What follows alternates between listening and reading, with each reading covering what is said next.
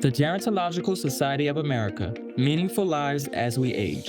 Welcome to our podcast series on aging in developing countries. I'm Barbara Bowers, Emerita Professor at the University of Wisconsin-Madison School of Nursing. This presentation is part of a larger podcast series that provides insights into how culture, competing population, health priorities, political conflict, resource limitations all influence older people, families, and paid caregivers in 6 developing nations.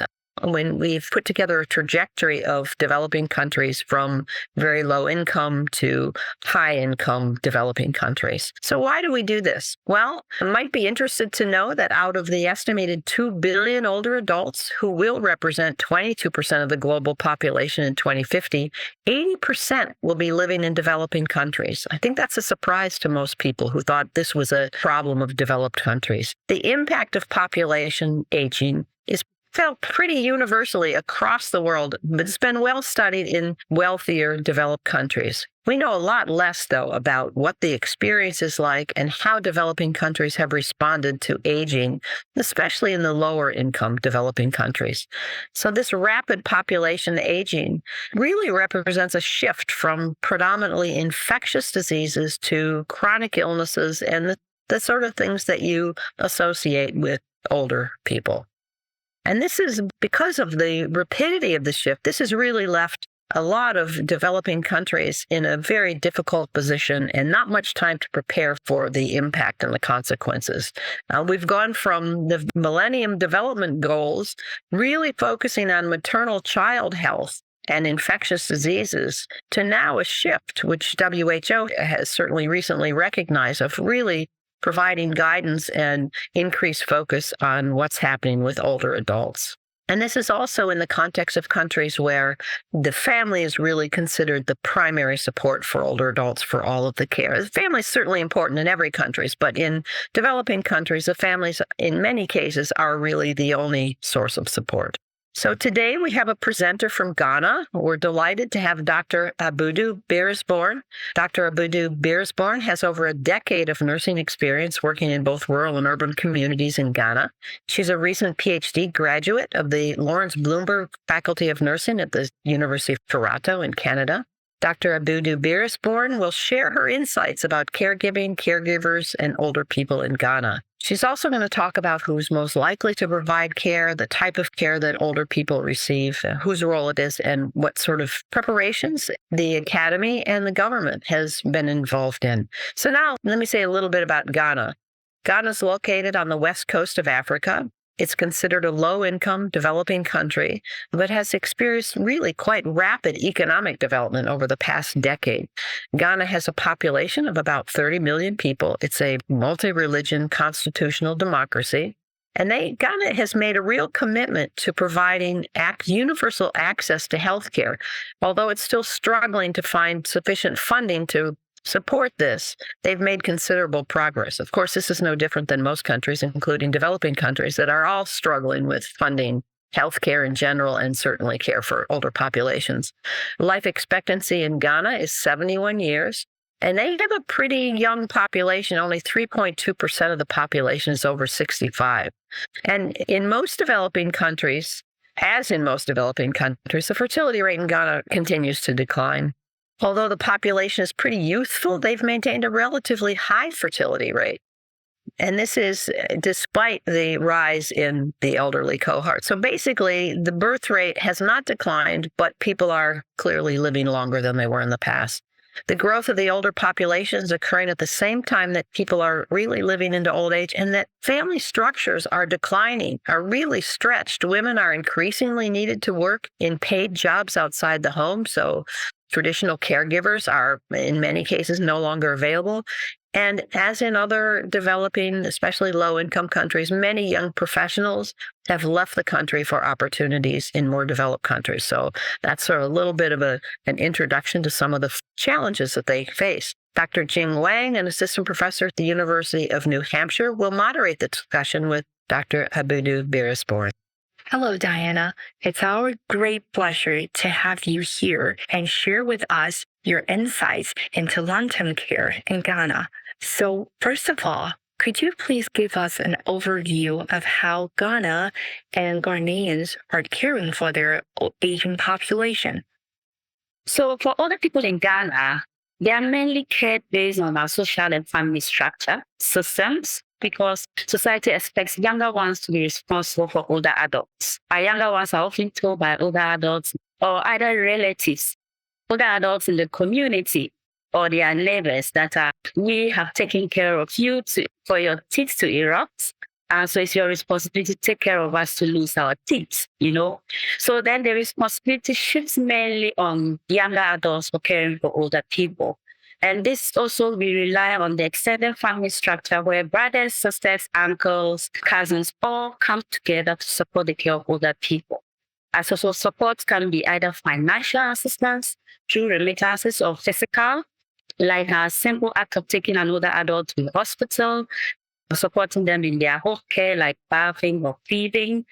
Sometimes you can just by sitting down with them and talking to them or running errands when they need it. Is the kind of support some older people expect from younger ones. So older adults' responsibility mainly relies on the family, and sometimes neighbors or community members are coming to help, especially in rural settings. Thank you, Diana. What an interesting saying. So we have taken care of you for your teeth to erupt, so it's your responsibility to take care of us to lose our teeth. I can certainly relate to that when I consider the cultural context in Asian countries. So here's a question. Across the world, nursing homes are becoming more common, even in low-income developing countries. Could you tell us about the development of nursing homes in Ghana, where they're located, who is cared for in this setting, and how Ghanaians generally feel about nursing homes? We are not so open to the idea of nursing homes. And this is also culturally rooted because you are expected to take care of your older adults relative at home. It's perceived irresponsible for the younger person to take their relative into a nursing home. And then the extended family system is beginning to face that burden, that challenge of providing care for older people. Mainly because younger ones would have to go to work, others have to go to school. And the question is, who stays at home to care for these older people that are at home? Especially for those that have declining physical and cognitive function. So then the younger generations become more challenged or faced with a bigger issue about their own career, about their own families, as well as taking care of their older adult relatives. So families that are financially okay or financially stable sometimes would employ other people, seek assistance from unemployed family members to stay at home to take care of their older relatives or parents while they leave for work. Other times they pay for strangers or people that just seek income. So they pay them to stay at home with their relatives while they go and then they come back. So that shift system happens mostly with those who have income to make the payments. People are beginning to have a different understanding of what having nursing homes means, mainly because things are changing. Even though we have a structured social system and expectation, things are changing from the way they used to be 20, 30 years back. So more women would advocate for that. With some kind of training, people are beginning to see that it's not bad, especially for once the kind of nursing homes they call adult daycare, where you think that, okay, the mornings you drop off your older adult relatives, then when you go from work, you come and pick them up. So that would gradually be something to look out for. Can you describe how decisions are made about who will care for aging family members in need of daily support? Those that extended family members that are not employed, but then they call those older or they perceive the older adult as their aunties or uncles, not directly their parents. So when they are taking care of these older people, they expect their children or other family members to contribute and take care of them for helping take care of the older people. Because in this case, it would have been everybody's work, but I am at home, so everyone must pay me somehow in terms of remittances to take care of the older person. So mainly in the social and the family structure, this is the main way we take care of older patients or older people in our homes in Ghana here. So sometimes the oldest in the family would just seek out or reach out to one or two of the younger ones or even other people that are not employed to say, would you mind taking care of being at home because you are not working?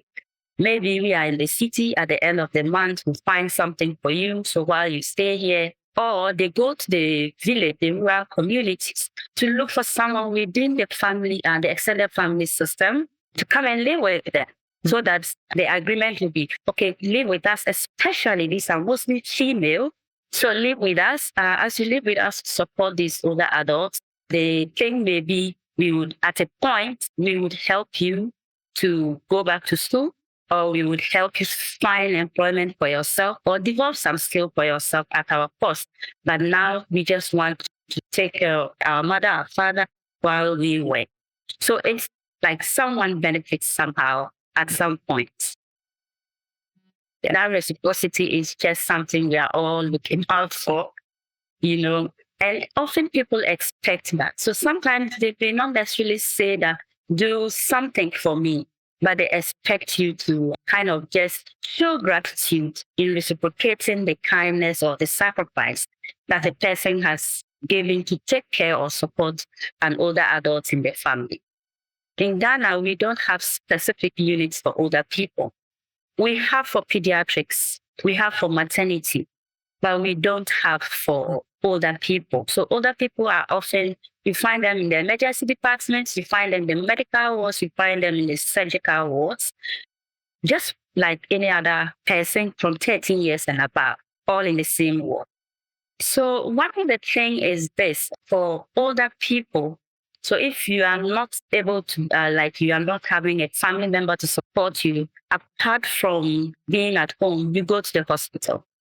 Now, the hospital is the first place for every older person, the acute care that you have to receive medical and nursing care services.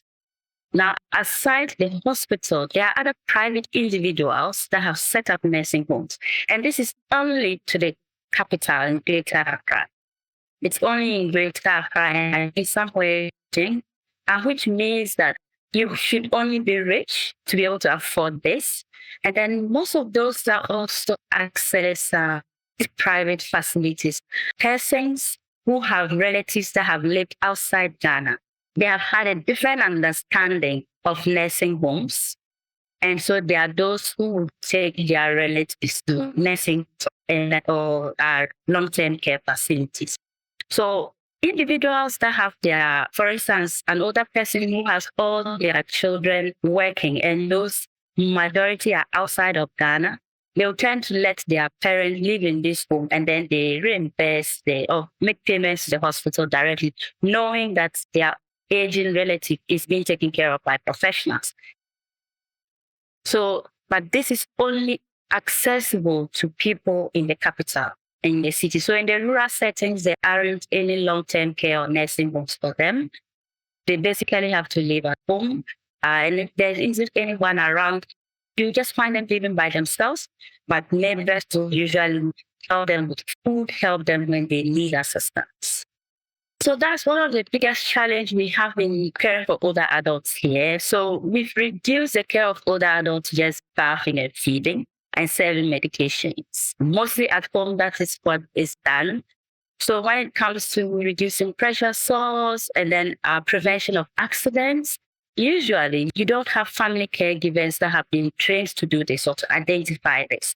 And unfortunately, sometimes at the hospitals, let's say they go for admission at this checkups, sometimes they are not even educated on how to prevent these things at home.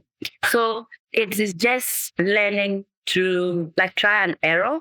The person is bedridden, let's just bath, or they've seen how the older person is assisted in bed bath at the hospital. So they try to just follow, just do something. Their main thing is just the comfort, but whether they are following technical advice to ensure that no accidents are caused through the process, no, that kind of training is not provided. We don't have post-specialization training for nurses in gerontology. I have heard that geriatric training for medical doctors, geriatricians. at the Ghana Dental and Medical School. But for the last, I'm not so sure about the exact data, but I read that they don't have a lot applying for the program, geriatrics in the Ghana Medical Dental and Surgeons, like their college. But with nursing, we don't even have a post-specialization program for gerontology. Recently, I spoke with regulators for nursing education as part of my PhD, and they mentioned that there is something in the pipeline. This is always a saying that, government leaders and politicians often say there's something in the pipeline. They are planning to institute gerontology programs for nursing, but they also raise the concerns of the availability of faculty. So once you don't have faculty, then you can't even start the program. But the first step taken to even train the faculty in the first place, and they range between diploma and certificate nurses that have been trained. And then you not also have, but then these nurses must be registered with the council for licensing to be practiced. So mostly they are the people that work with these nursing homes, aside the cleaners and administrative staffs that will be there to support them with other things. So, but then whether they have retraining to care for older people specifically, I don't think they have that. They just make the assumption that once you are a trained nurse, you should be able to take care of the older care. We have nursing assistants in Ghana, like as part of our health system, but we don't have them as personal care workers that are assigned to specific patients. So the nursing assistant is there to just assist the nursing, like the routine, everyday work, but not specific to an older adult or specific patients. So when it comes like that and the nurses are not adequate, they tend to focus their attention on the younger ones who they perceive will help them to carry out their routine processes fast compared to the older person when the nurses perceive or assume that working for them will be time consuming. And so let's finish with the younger ones before we come. And before they know it, their shift ends and they have to leave. And somehow may not necessarily provide the care or support service that they have to do for the older adults. So internationally, there is increasing commitment to person-centered care, or care that is as responsive as possible to what is most important to the persons receiving care. And there are cultural issues that require person-centered care to be more culturally sensitive. And what are your thoughts about person-centered care in the context of long-term care in Ghana?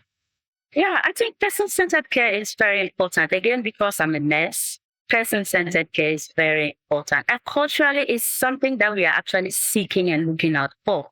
But our healthcare system isn't promoting that. From the way the system is structured, the routine approach is more.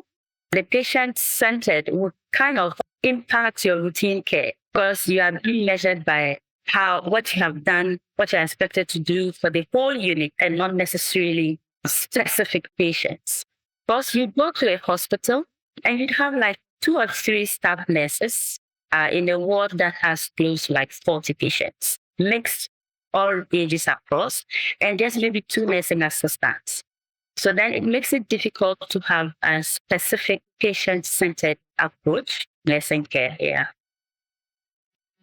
So then the nurses tend to work based on, an everyday thing would be for you to go around, there are changes, and then you just, okay, I'm taking 3 or 4 of the patients, you are in charge of this group of patients.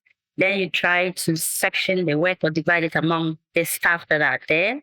But you are all looking for the routine staff and not necessarily the patient-specific needs. For person-centered care, like we all generally know, that assessing the needs of older people and providing the nursing care services to meet those specific needs. Now, once you begin to assess the needs of these older people, and you've identified them, you will need to make decisions with their family members, with their caregivers, in order to meet those needs if you have identified them. Now, one big challenge with that approach would be that because we are a communal society, we are more patriarchal. so that the head of the family is the one who makes decision and not everybody. And then, so if the head of family isn't there, then the next person will take the decision. But sometimes the most educated person takes the decision in the family, and other times the one highly socially, one who is financially stable or one with a higher socioeconomic status would then take the decision, because whatever decision you take, you should be willing to face the consequences from all family members. So that idea of shared decision making would be the challenge with patient-centered approach here, because the older persons depend again on family members.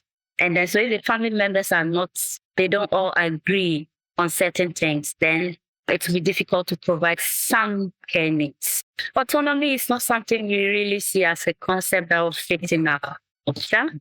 You can be autonomous in your personal life, but even some decisions that you have to take would affect other family members. It's for us to be guided that whatever decisions we make affects other persons in the families. And so you would want the head of the family or 2 or 3 elders of the family to make decisions. Now, for older people, sometimes they are just helpless. Other people make the decisions and they even leave the older people out, because one may think that I am providing more financial assistance than another family member, and so I should have a bigger say. Another person would think that I am directly at home taking care and doing all the physical work, so I should have a bigger say. And so that conflict becomes an issue. And the older adult is just left with, who should I listen to? But also sometimes the older person is rather confused. If you look at who sends or who provides more financial assistance, that takes care of your bills, your feeding and everything. And then you look at the one who is at home supporting you with your feeding, supporting you with your physical assistance. So then the older person, if they are able, are always confused and they end up going by, we have a proverb, listen to the older adults or the grown-ups always have the best ideas. So for younger ones, you usually would not have so much to say. Age is very important for us here, so that the one older than, so if I'm 35, I should be able to listen to my 38-year-older brother or sister, even though we may disagree. But eventually, the older adult will say, look, you know you are young, just listen to the grown-up. So it's just that boundaries of where should I align myself to. And then sometimes they just look at the culture, look for peace to exist, for us to just move on as a family. They try to tell one person to just let things go and then listen to 1 or 2 of them so that everybody can to feel important.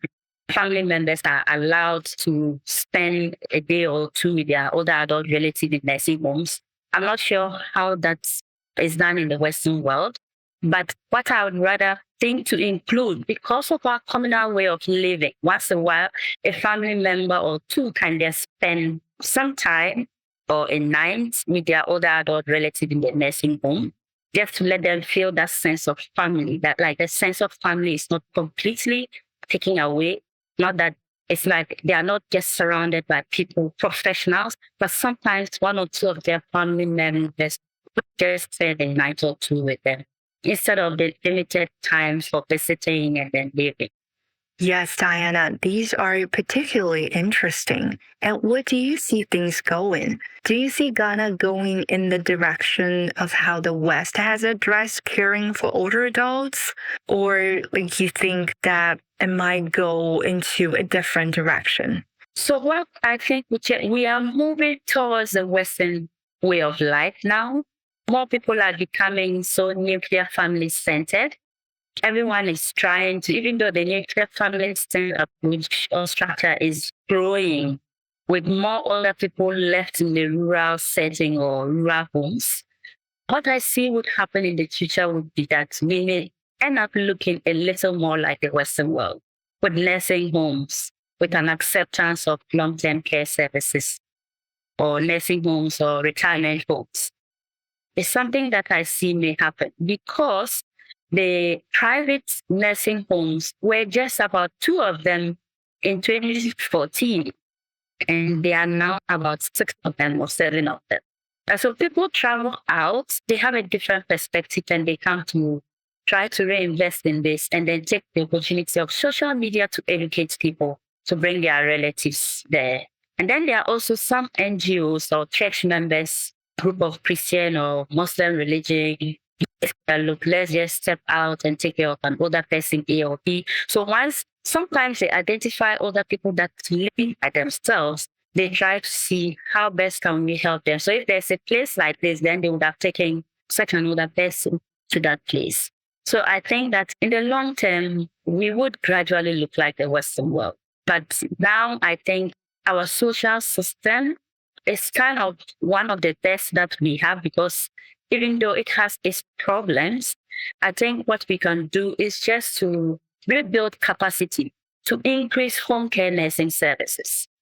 To have nursing or agencies that will promote home care. And these people should be trained to reach out to older people at homes, to their families, so that we still maintain this concept of aging in place. And even though there will be conflicts within the families, but then they will also receive professional caregiving at home and still enjoy their old age at home and with family and friends. Right. So, what research would you like to see conducted in Ghana? What do you think we need to know more about in order to improve care for older adults?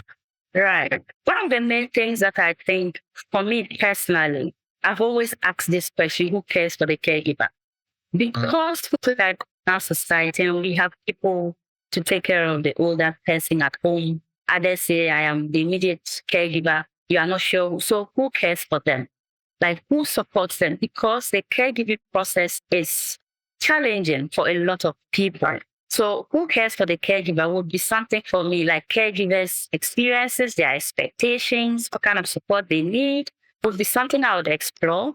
I did that briefly as part of my master's study, but it's something I want to extend again to see if things have changed.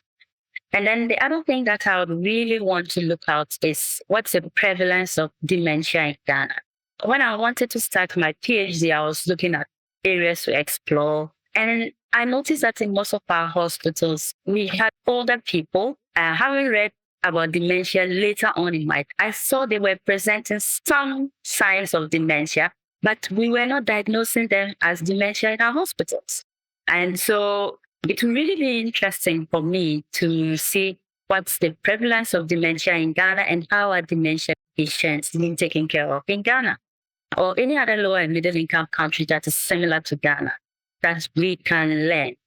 Because most of our physicians do not diagnose dementia. Is it because they actually don't know what dementia is or what to look out for in dementia to diagnose the patient? But everyone just say that it's aging. It's normal. So you should accept that these are normal things to accept in older people when they are presenting with disorientation or delirium or having loss of memory or just all those signs. They just say it's normal. It's normal with old people. But some of these things are not normal. So then it raises the question of health workers really prepared, because the population is constantly increasing. And here we are not so interested in gerontology or geriatrics, nurses and medical doctors. So how are we actually ready? One other thing that I would like to collaborate with other researchers would be how to develop evidence-based guidelines that are context-specific and culturally sensitive to care for older people.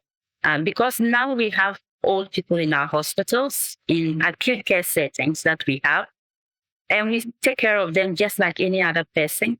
But we know that they need to have a certain kind of care. And so what are the guidelines that can fix this particular setting would be something I would want to explore in the future.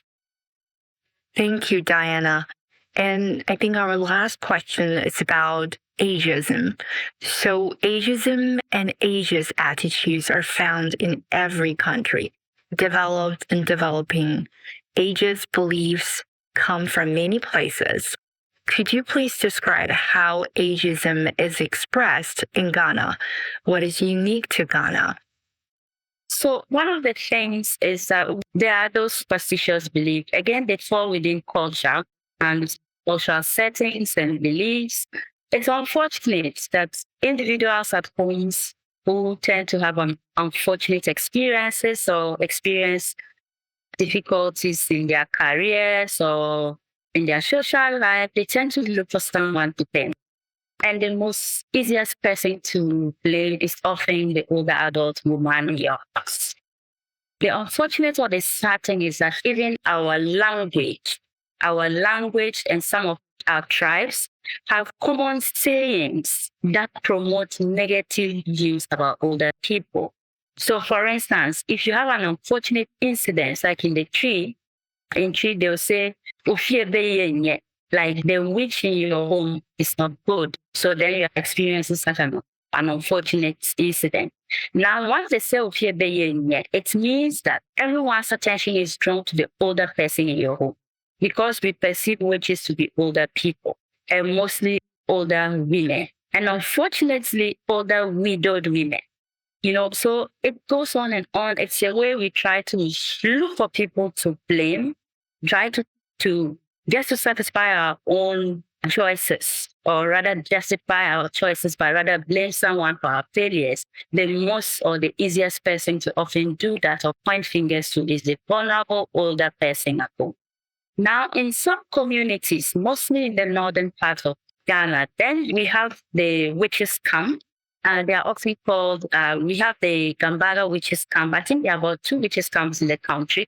These witches camps are run by a priest in the community who is also an older man. So it's an older man who says that if you are a witch or someone tries to identify or point fingers or call you a witch, the community will bring you to them. This older man, his role is to exorcise you from the witchcraft and then to take you back to reintegrate you again.